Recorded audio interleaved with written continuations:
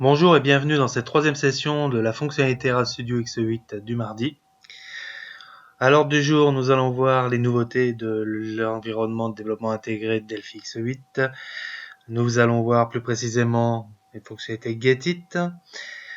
Si vous avez suivi, on a racheté Castalia for Delphi Utility de la société Todesk et donc nous allons voir également Castalia for Delphi également aujourd'hui. On verra également la visualisation multiplateforme. Et on finira par la aide qui, à n'en pas douter, vous aurez remarqué, a changé au niveau de son format. Donc sans plus attendre, allons tester Getit. Donc pour vous montrer Getit, j'ai tout simplement lancé mon Delphi X8. Dans Delphi X8, au niveau de la barre de menu, on va retrouver dans Outils un sous-menu qui s'appelle Getit. Lorsque je clique dessus, automatiquement, il va me lancer l'interface dédiée et qui va nous permettre tout simplement de pouvoir facilement naviguer. Alors Getit, qu'est-ce que c'est déjà? Pour commencer, c'est tout simplement un gestionnaire de package qui va vous permettre donc de naviguer, comme je le disais, mais également de télécharger et d'installer facilement directement des packages donc depuis Getit dans RadStudio et donc également dans Delphi bien évidemment. Donc ça va permettre, le gros intérêt, ça va être bien évidemment lorsque vous allez installer vos packages à partir de Getit. Lorsque vous l'avez fait une première fois avec X8, quand les versions X9, 15, 12, 42, etc. vont sortir, automatiquement vous pourrez de la même façon installer vos nouvelles bibliothèques dès qu'elles seront disponibles à partir de Getit directement. Donc après on va pouvoir, comme on le voit en haut, rechercher ou tout simplement je peux avec les flèches en bas directement naviguer pour voir les différents packages qui sont présents. Bien, c'est la première version, la liste est encore, on va dire, de taille plutôt modeste. Bien évidemment, c'est appelé à grossir et il y aura peut-être également des composants payants après ultérieurement, enfin à voir pour l'avenir. Tiens, par exemple, pour après au niveau installation, comment ça marche? Je vais tout simplement choisir un package. Je vois systématiquement, il y a le logo qui correspond à si je suis sur Delphi ou sur C++ Builder. Et sur mon package, lorsque je vais cliquer sur installer, automatiquement on voit j'ai un assistant, une installation qui va se lancer, il va me parler de la licence, il va me permettre de la lire, etc. Normal. Et bien évidemment, après, une fois que je vais accepter, il va automatiquement aller télécharger les packages qui vont bien, les compiler pour mon installation et les installer. On voit, si on regarde ce qui s'est passé, donc il a téléchargé, il a été extrait à la librairie, ensuite il a compilé les différentes librairies du projet, il les a installés, le package également BPL, on voit. Ajout bien évidemment des chemins pour qu'on puisse compiler, qu'on puisse avoir le code source lorsqu'il est disponible. Et une fois que c'est la dernière ligne qui nous prouve que tout s'est bien passé. Je fais fermer et normalement vu que je viens de l'installer, si je fais un nouveau projet, je vais pouvoir très facilement à partir de là pouvoir rajouter mon composant. Si j'essaye, je tape Scene, voilà, et là je retrouve effectivement un onglet Scene avec les différents composants directement disponibles à partir de là, d'accord. Donc c'est aussi simple que ça. L'utilisation est vraiment basique. Bien évidemment, on retrouvera de la documentation si vous cherchez dans l'aide. Je peux rechercher Getit et bien sûr, je vais avoir des informations, comment ça fonctionne, à quoi ressemble la fenêtre, etc., etc. D'accord. Donc n'hésitez pas, comme d'habitude, si vous avez des questions, vous pourrez les poser en fin de session et sinon, n'hésitez pas à les poser directement sur le site web lorsque la vidéo sera publiée ultérieurement. Voilà pour Getit. Donc maintenant, on va regarder de plus près Castalia for Delphi et voir les fonctionnalités que ça donne. Pour Castalia pour Delphi, on va retrouver tout simplement dans cette nouvelle version X8 un nouveau menu directement intégré qui s'appelle Castalia. Castalia va nous permettre, va donc être directement intégré comme je disais, et va nous permettre à partir de ce menu d'ajouter des fonctionnalités qui vont, on va dire, se distinguer, se diviser en 4 sous-catégories, 4 sections. On va avoir des fonctionnalités visuelles, donc des éléments visuels qui sont ajoutés à l'éditeur de code pour mieux comprendre la structure de son code. Je vous montrerai après, non, je peux directement le faire d'ailleurs, si je fais code au F12, si on regarde, si par exemple, je vais rajouter un peu de code, un double clic, là on commence à voir déjà à ce niveau-là des sortes d'accolades, enfin des couleurs qui viennent apparaître. Si je fais un for, pareil, avec un begin, hop, je retrouve à ce niveau-là, if true begin, hop, else begin, etc., etc. Donc on retrouve au niveau de son code directement différentes couleurs, et donc à chaque fois je vais pouvoir facilement, même si je me suis trompé dans mon indentation, des choses comme celle-ci, je vais pouvoir voir directement où se retrouve. Là j'ai mon begin qui commence là et je vois directement que je vais avoir un end, etc. On a vu au passage, lorsque j'ai fait une tabulation, on voit que j'ai un message Castalia qui apparaît également, qui me montre que je vais indenter la section, et si je veux indenter, enfin enlever de l'indentation, je vais pouvoir faire un shift, tab, etc. C'est donc des fonctionnalités visuelles comme ça qui vont directement apparaître au sein de son éditeur de code, au sein de son Delphi. Donc on va avoir la possibilité facilement de naviguer également dans le code. Donc là j'ai qu'un seul élément. Si je rajoute par exemple d'autres des boutons, des choses comme celle-ci pour ajouter d'autres méthodes, hop, un bouton, un autre, hop, voilà.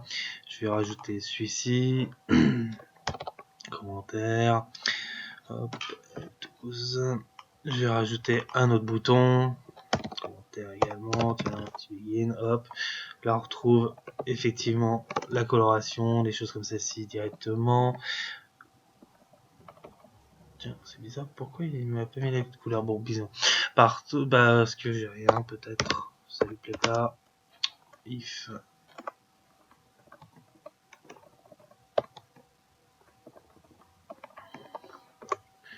Oui, c'est bien, non, en fait, mes yeux, c'est du rose et ça c'est du violet. La différence est tellement légère que je m'étais pas rendu compte. Ok, et donc j'ai différentes méthodes, des différentes procédures qui ont été déclarées. Et si je regarde à ce niveau-là, je vais pouvoir facilement naviguer d'une procédure à l'autre directement à partir de là. Pouvoir rentrer normalement, si je tape clic, non, il peut pas. Non, c'est recherché. Si je tape clic, automatiquement il va me proposer également les différentes procédures qui contiennent ce nom, etc. Procédure également, enfin les méthodes, là on voit, et on l'a également dans la déclaration, bien évidemment, en haut, directement. D'accord ? Donc ça c'est pour la partie éditeur de code.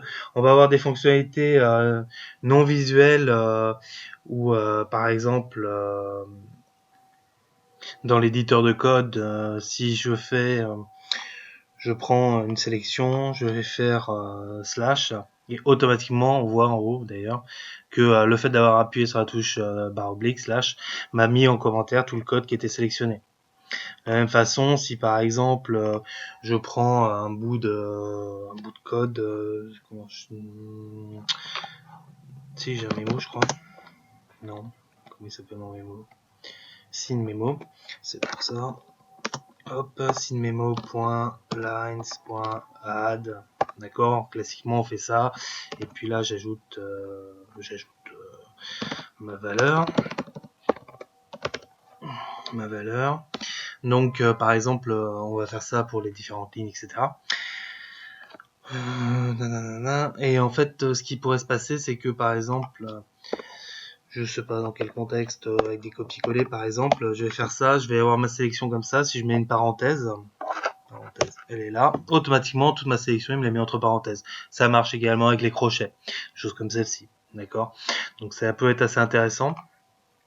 Donc différentes options de cette façon-là. Donc pour les parenthèses, les touches intelligentes, la touche début également. Si je fais début, en fait, je me retrouve au début de ma ligne.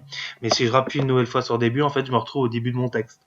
Ça, c'est pareil, c'est une autre fonctionnalité que personnellement j'aime bien pour justement être au bon endroit systématiquement. On avait vu tout à l'heure, je l'avais fait machinalement, c'est la tabulation, donc la touche tab qui va permettre de la même façon de tabuler, d'indenter et de désindenter le texte avec Shift Tab pour désindenter. Voilà, grosso modo, des aspects non visuels, on va dire, qu'on peut avoir. Là, on voit pour ajouter du texte, enfin pour ajouter des valeurs, j'ai mis ces données, enfin pour ajouter une ligne dans mon mémo, j'ai ajouté cette ligne. Souvent, on peut avoir des valeurs comme ça pour des combos, donc des combo box, pour des mémos, enfin etc.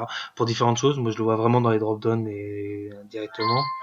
Je vais pouvoir, par exemple, pour ça, en fait, facilement rajouter. Alors, par exemple, si je prends une combo où dedans j'aurai des pays, d'accord. Je vais mettre la France, la Suisse, la Belgique, etc., etc. Hein, désolé si vous avez pas été nommé.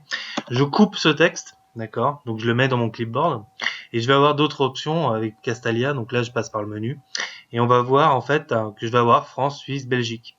Et ça peut être très intéressant parce que derrière cette option, parce que je vais pouvoir, comme on le voit juste en dessous, je recopie mon début, signe-memo1.lines. Donc là, vous avez déjà compris ce que je suis en train de faire. .add. Et pour le after, en fait, je vais tout simplement rajouter ça. Et tout ce que j'ai dans le clipboard, automatiquement, il va aller me l'ajouter. Il va aller me l'ajouter. D'ailleurs, ça, c'est... je pense que ça peut être utile vu que j'ai ça, non? Non, je sais pas. Hop. Directement, hop, je fais OK. Et effectivement, il a été rajouté mes lignes directes comme ça. Donc ça peut être très pratique si vous copiez-collez, par exemple, des listes de références, monsieur, madame, etc., des pays, des codes postaux, enfin, que sais-je, à partir par exemple d'une page web, et puis directement vous allez vouloir les intégrer en rajoutant systématiquement une en-tête, enfin un début de ligne et une fin de ligne, de cette façon-là, sans avoir à faire des remplacements, des choses comme celle-ci, comme on aurait pu le faire par le passé. Ok. Vu que je viens de passer dans le menu, on va pouvoir regarder la suite. On va retrouver entre autres du refactoring comme on en a déjà une partie avec Delphi directement. On va en retrouver également avec d'autres modules directement. On voit à ce niveau-là des experts directement liés à Castalia qui vont permettre d'avoir une documentation en ligne, de faire des modifications, etc. Form create, on va éviter de le modifier d'ailleurs. Ensuite, on va avoir un historique du clipboard. Donc ça peut toujours servir. Là, on voit, je viens de copier France, Suisse, Belgique juste avant directement. On va retrouver également Code Analysis. Code Analysis, c'est des options qu'on va pouvoir spécifier de la même façon qu'on peut le faire avec la version architecte lorsqu'on va avoir les modules liés à Together qui sont directement intégrés, où on va pouvoir faire de l'analyse de code pour voir la profondeur, des choses comme celle-ci.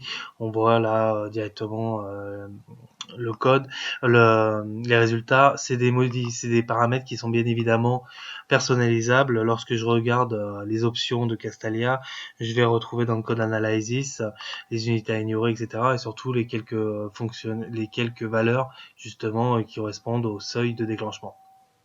Donc c'est très sommaire. Hein. La partie architecte, bien évidemment, va beaucoup plus loin. Ensuite, dans ce cas-là, donc les langages qui vont être supportés, si on a du Delphi, du C++, on va avoir la barre de navigation si on veut l'afficher. Dans l'éditeur, là tout à l'heure, je me plaignais par exemple du Smart Highlighting, je me plaignais des couleurs, donc rien ne m'empêcherait bien évidemment de modifier les couleurs pour qu'elles soient plus visuelles et qu'elles me plaisent plus par rapport à ce que je souhaite. Les Smart Keys dont je parlais, c'était donc toutes les options non visuelles directement disponibles. C'est bien, je les ai toutes browsées. Voilà, donc les différentes options à ce niveau-là. Si on regarde, dernière chose qu'on n'a pas regardé, c'est projet analytique statistique. Alors moi, c'est une chose que j'aime bien. J'avais demandé à l'époque d'ailleurs à Thierry s'il connaissait pas un concurrent gratuit, éventuellement open source, mais il a répondu que non. Et c'est tout simplement pour voir le temps par rapport à mon projet, que je vais avoir dépensé depuis. Alors pour moi, au niveau de ma machine, le temps qui est dépensé, lorsque je suis sur l'éditeur, d'accord. Donc là, typiquement, je suis sur l'éditeur, ou au contraire, lorsque je suis en train de faire du design, de la conception, lorsque je suis en train d'inspecter, etc. Donc en fonction de là où je suis, donc là, je suis sur autre, vu que j'ai une fenêtre qui est ouverte devant. Donc on voit que le temps augmente. Et par rapport à ça, on va voir le temps réellement qu'on utilise. Il est plutôt en train de faire du code, plutôt en train de faire l'interface graphique, si c'est de la compilation, des choses comme celle-ci. Donc c'est gentil, moi j'aime bien, c'est une option que je trouve que j'apprécie particulièrement parce que ça permet de se rendre compte ou par exemple quand on a des comptes rendus d'activités à remplir, des choses comme celle-ci, ça peut être très utile pour savoir tout simplement combien de temps tiens j'ai passé aujourd'hui sur mon Delphi plutôt que chronométrer entre guillemets, de regarder tiens j'avais bossé 1 heure ce matin ou 2, je sais plus, sur ça, puis j'avais fait ça, enfin bon, voilà. Donc ça peut être assez pratique, moi j'aime bien. Voilà. Passons à la suite. Alors, j'avais parlé de visualisation multiplateforme. Qui dit multiplateforme dit qu'on va faire un projet plutôt cette fois-ci FireMonkey. Enregistrer, pourquoi pas. Voilà. Et je vais par exemple donc, créer un nouveau projet multipériphérique. Encore mieux. Ça permet, c'est une autre façon. Il y a plein de façons de créer un nouveau projet. Donc là, je vous ai montré une autre. Et à partir de là, bien évidemment, on retrouve la visualisation de ma fenêtre sur une appli directement. L'endroit où je vais positionner, ça va aller me déplacer ma position. Si je regarde PO Design, derrière, je vais avoir mon top et mon left. Ça, c'est pas nouveau, d'accord, ça y était déjà, qui vont être modifiés directement. Ok, à chaque fois que je déplace. Donc on parle pas de ça cette fois-ci. Là, on va vraiment parler d'autre chose, à savoir, je vais avoir différentes plateformes cibles. Et ce que je vais vouloir, c'est tout simplement visualiser à quoi ressemble mon interface par rapport à mes différents périphériques. Et pour ça, donc on a dans le menu War un nouvel élément qui s'appelle aperçu multipériphérique. Et à partir de là, ça va m'ouvrir une fenêtre que je vais pouvoir, si je le veux, ancrer quelque part. Et surtout, par rapport à ce projet, je vais pouvoir définir différents périphériques et visualiser directement cet écran par rapport à ça. Hop, je vais l'ancrer à ce niveau-là. Et à quoi ça va me servir? Ça va me servir tout simplement à pouvoir facilement switcher, à pouvoir facilement visualiser par rapport à telle ou telle résolution de mes différents périphériques directement le rendu de mon application. D'accord? Si je le souhaite, bien sûr, je vais pouvoir rajouter mes propres périphériques. Là, je vois, j'en ai que 2 qui ont été définis. D'accord, j'ai différentes façons de les afficher en fonction de ce que je souhaite. À partir de là, je vais pouvoir cocher également ceux que je veux visualiser, d'accord, pour directement. Et on voit dans cette liste que j'ai un certain nombre d'interfaces, mais je les ai pas toutes, d'accord. Enfin, j'ai pas forcément le périphérique que j'ai dans ma société ou que mon client va utiliser. Donc bien sûr, on a la possibilité de créer ses propres périphériques par rapport à ses besoins. Pour créer mes propres périphériques, je vais tout simplement aller dans le menu Outils, Options. À partir de là, Options d'environnement. Je vais retrouver Concepteur de fiches. Et dans Concepteur de fiches, je vais retrouver GC1 périphérique.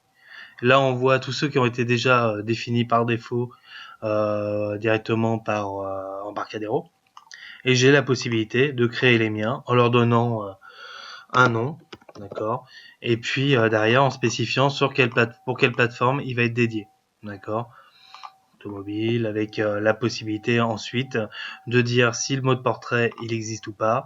Si je suis en mode portrait, à ce moment-là, je vais aller chercher une image pour définir à quoi ressemble mon périphérique. Par rapport à l'image, je vais pouvoir spécifier les marges de à combien je dois décaler pour pouvoir commencer à dessiner comme on l'aperçoit derrière. Là, j'ai une dessin du téléphone Android 4 pouces et en fait, il va aller afficher ma forme qu'à partir de ce point-là. Donc, je vais pouvoir définir le point gauche, le point haut. Donc, je peux demander à un designer, un infographiste de ma société de me faire le dessin ou récupérer ça sur internet. Après je récupère les coordonnées qui vont bien pour pouvoir dire de là à là avec telle et telle taille d'écran, la barre d'état s'il y en a une, quelle taille elle fait, est-ce qu'elle est plutôt en haut, en bas, et après le zoom automatique ou pas, et tout ça bien évidemment. Hop, j'ai activé donc il est pas content. Je vais pouvoir le faire également pour la vue en paysage. En paysage non, c'est en inversé quand le téléphone est à l'envers.